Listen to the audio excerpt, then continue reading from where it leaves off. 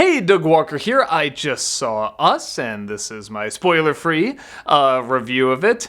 Off the bat, yeah, I like this movie. This is, again, without getting into too much detail, because it's one of those, you kind of want to keep some of the surprises in there. There's pretty much a family that, I believe they go on vacation, and they're confronted by another family, but it seems to be them. It looks just like them, doesn't really act like them, but there's some similar things they do, like they'll move like them. If like one moves backwards, the other might move backwards, but they're not always mirroring them. So it's just about this family trying to get away from this other family. Where did this other family come from? What's their plan? And are there more of them?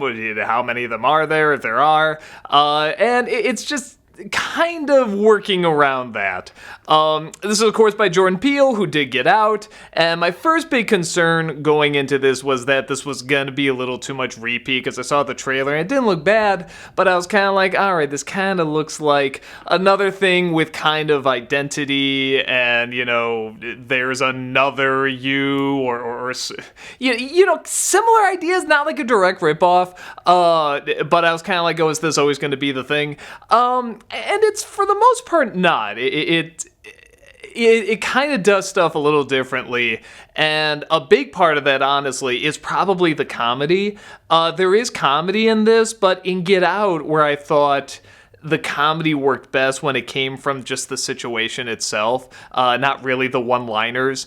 And there were a lot of one-liners that they tried to put in there. Here, a lot more of the comedy comes from the situation, and there is an occasional one-liner that for me didn't work. I mean, like, the audience was laughing, but I don't know, they didn't make me laugh, but little weird scenes. Like, I love that there's one scene where, like, the two mothers are fighting, and, you know, the bad mother has the good mother's head, like, down on the table, is gonna do, you know, something awful, and the bad son goes, ah, makes, like, this creepy sound, and the good mother says, that's yours. Like, that's hilarious, because that's like two mothers when they hear a kid cry, like, you know, which one's like, oh, that's yours, you know, like, almost like they're friends, but that's one of those laughs that, like, it doesn't get a laugh in the theater, but nevertheless, it's funny. It's not something where you, like, verbally necessarily laugh out loud, but you acknowledge, no, that's clever, that's pretty funny.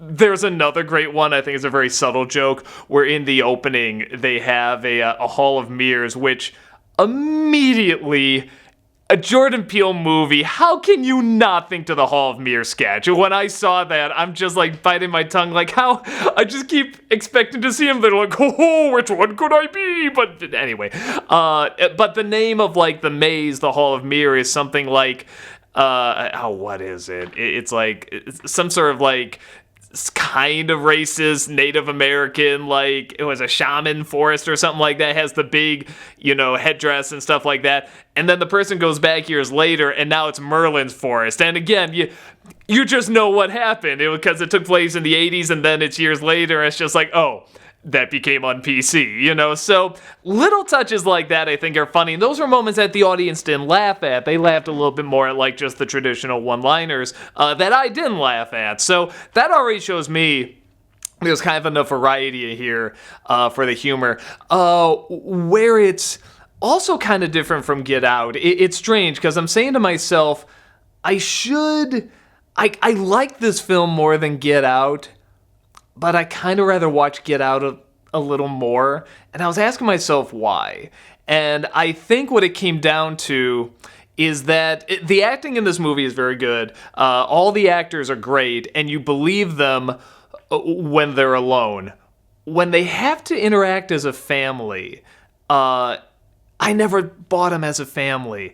And I think the reason for that is that all of their dialogue, again, it's kind of just jokes, and they're not bad jokes, and there are scenes where it's like, okay, I can see a family saying that about don't curse, or like, you know, what are micro machines, or something, like just making kind of these little jokes, but there's never a scene where they like talk. You know what I mean? It's always like, oh, your dad's so dorky. Oh, he got that bow, geesh, and stuff. Or one was trying to act cool and failing. Like, you know, it's a lot of that. And I never felt like they, like, connected or really talked about anything that was real. It was all just kind of surface bullshit stuff, which again, you could argue is kind of the point, and the more and more you find out, you could argue that's the idea, but because of that, with Get Out, there's a little bit more of a humanity to it. You kind of felt like you knew these people a little more. So when there was a surprise, it was like, whoa, like holy shit scene. The surprises in this I mostly got,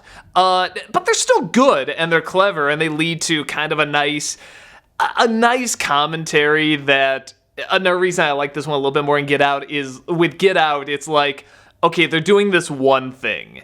And it kind of surprises you where they're going with it. And you're like, oh, they're doing that instead of this. I sort of thought they were going to go this route. Okay, but they still kind of go this one route. Where this one, it's just vague enough that it's like, okay, you can read more into it. You can kind of look at this from different angles. You can look at it in terms of like class. You can look at it in terms of races. You can look at it in terms of like just culture, society, like all these different angles. But you can also look at just as a horror film. That's why horror is so great. You can just look at it as whatever. These are just crazy people going after normal people, or you can see it as like this really, really big satire, this big commentary. And horror is so great that way. And Jordan Peele knows that, and he really has fun with it. So you got that going on. But with that, you lose a little bit of the humanity, which is not to say it's not there at all, but the way this movie works, the same way like the recent Halloween that came out, well, I guess not too recent, but the Halloween 2018 one came out, a lot of people liked it because they're like, well, they're doing all the horror tropes that we love, all the Halloween tropes. For me, that's boring. The slasher tropes are just kind of dull to me. It's always one guy going around killing, and he usually doesn't talk. But I get why people like that. They want to see the formula and they want to see just the slightest changes to it. This one has a little bit more of the tropes I think are kind of fun when it comes to a horror film. Where again, a lot of the comedy, a lot of the scares, a lot of the enjoyment comes from just how crazy the people are and the killers are, and again, so much of the comedy comes from that. These actors were like, any day they had to go as like themselves, they're like, well, okay, I guess we'll be the frightened family today. But whenever they had to be the crazy family, like the insane one, they're like, oh boy, because they just go so over the top, so crazy. The best equivalent I can think of is that it's like a Stephen King movie if it was actually scary. Because I've made fun of Stephen King before and stuff, and the movies. And I do like a lot of them, but they're usually not scary. This is all the over-the-top tropes, and not tropes, but all the over-the-top stuff you would usually see in a Stephen King story, plus kind of the scares. There's a good creep value to a lot of it, but you're also kind of laughing with it too, like the sounds the other family makes. A lot of them don't talk. They'll just make these sounds, or ooh, or something like that, and it's kind of funny whenever it happens. And, there's one where one of the crazy family members is looking in the mirror and, like, doing makeup, but then taking a knife and kind of cutting her face, going, and she'll look out a window, she'll start crying, and then start laughing and stuff. And that stuff is so crazy and really creepy, but really funny too, because it's just so over the top. So that stuff I really dig. Where it's hard for me to get a little bit more into it, again, this is why I think I technically like this film more, but I'd rather watch Get Out, is that Get Out kind of took place over a long period of time. And like I said, the characters are very easy to relate to. You can laugh with them. You kind of feel like you're them. Where with this one, it's mostly over like 24 hours, the majority of the film. And again, that kind of falls into like the slasher category that I just don't find as interesting. It can be really interesting, just following someone for one night, but I think it's I don't know. Sometimes it can be great, sometimes it can just be dull, and I feel like this is such a weird idea that you can kind of have fun with, and they do have fun with, but there's a lot of... In Get Out, where there's like a lot of kind of talking, and you're seeing like the different levels it can work on, in a sense, when they're talking. This one, there's a lot of sneaking around. There's a lot of looking around the corner. There's a lot of quiet moments where people are just moving very slowly, and that's just dull to me. I know the idea is like it's supposed to be building suspense, but I don't know. It's like I respect that it goes slow. That goes slower. I respect that it actually tries to really not, hold your hand the whole time and do jump scares all the time, but it's also just so slow. And if you don't have quite that connection to the people that, at least as a family unit, that I think they're going for the most part, then I kind of feel like you're missing something there when those slower moments are happening. But the actors are good, and every character is good. Like I said, I just never bought them actually as a family. But again, it's by the time you get to the end, you kind of, with what they're doing, you kind of say maybe that's the point. But it is a disconnect throughout a good chunk of the film, but it's something where you're watching it and you're constantly going, what's going on? Why is this happening? How is it happening? And I'll just say right now, the how is kind of on the same level as Edward Scissorhands, where that's just not what it's about. With Edward Scissorhands, it's like, oh, there's just a mountain, and this inventor made a man, and this man has scissor hands, and he cuts ice. Well, where did the ice come from? Well, I don't know, but that's what creates the snow every year. It's kind of like that, where you're not really supposed to ask the technical. So if you're again, I feel like that's a little bit more like the slasher film stuff, where you want like all the rules and stuff, and that's not how this works. This is not a movie that makes rules and follows them and stuff. It's very much, no, we're going to create an idea, and we're going to play around with it a little bit. Which, again, it does make it a little tricky in scenes where they're just sneaking around, because then you're like, well, how do these things work? What does kill them? It will just falling down kill them, or do you have to hit them a million times to kill them? How do they communicate and stuff like that? So it's one of those things where when you really want to be afraid of these things, that does kind of get in the way too. So that is a problem, but it's not a major problem in my opinion. I was happy when I got to the end, because I was really afraid that this was just gonna be a sneaking around movie and just get away from the killer movie. Like when they introduce the other family, and they meet up, and one of them starts talking, I was like, okay, they got something going here. You could actually stop right here, and you could read stuff into this. So I was happy with that. But then it mostly just goes into the chase. It's mainly a chase movie. Horror still, and comedy, but mainly a chase movie. And I was really afraid kind of the ideas disappeared. And I was saying to myself, nah, that doesn't sound right. He's got to bring him back. And at the end, he does. Maybe even to a confusing extent. I won't give it away, but the final shot in this movie, when you kind of see what's going on and what a lot of it, I should say, not all of it, but a lot of it's building up to, I didn't quite get it, which isn't bad. I mean, it's not something I watch and I'm just like, oh, that's stupid, interpret me or whatever, but I was kind of like, no, because everything else in this is left vague enough that I feel like I kind of want to create ideas of what that could mean or what that's about. But yeah, it's one of the few times where I left and I was just like, yeah, everything else I kind of got, or I could read something in, and that one I'm not getting. It's like the ball's being thrown at me, I can see it, but I'm just not able to catch it. So I'm curious if other people have seen it.